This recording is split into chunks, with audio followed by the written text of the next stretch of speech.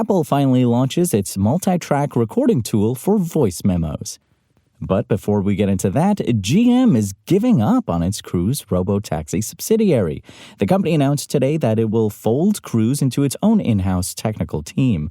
Under the new strategy, this single unit will focus for now on developing advanced driver assistance programs and in the future on fully autonomous personal vehicles.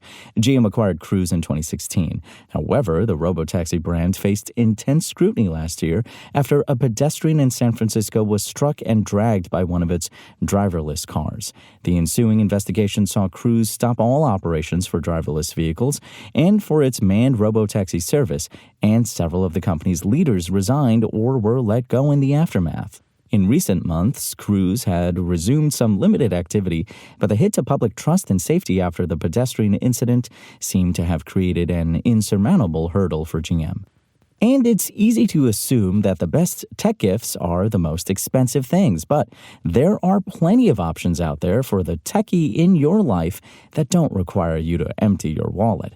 If you're struggling to come up with a gift for a coworker, family member, or friend who's an early adopter or a tech obsessive, we've gathered some of our favorite things that are both small and affordable. The best part, all of these gift ideas come in at $50 or less. Check out our list of the best stocking stuffer gifts under $50 at Engadget.com.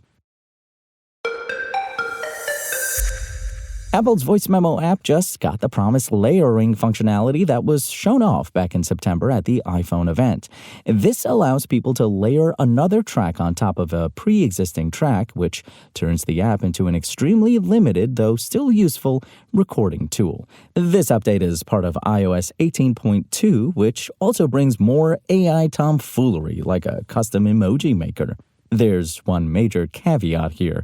The Voice Memo software tweak is only available for the iPhone 16 Pro and the Pro Max. This is a bummer given that track layering isn't exactly rocket science, but the company says there's a good reason to exclude other models.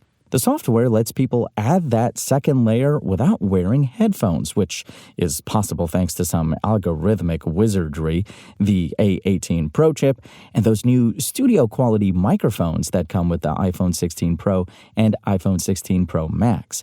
That's a pretty neat trick, but, not exactly necessary. I don't mind wearing headphones for a minute.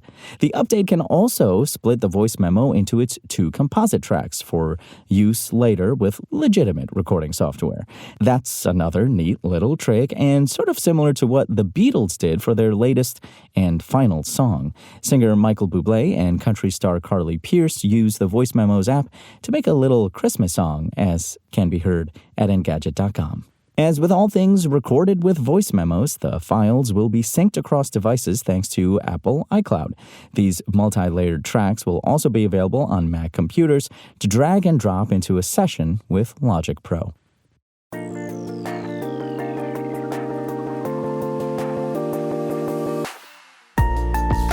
Thanks for listening to the show. Make sure to rate, review, and subscribe on Apple Podcasts. Today's show featured journalism by Engadget contributor Lawrence Bonk and was produced by Spoken Layer. I'm Imran Sheikh, and as always, we'll talk more tomorrow.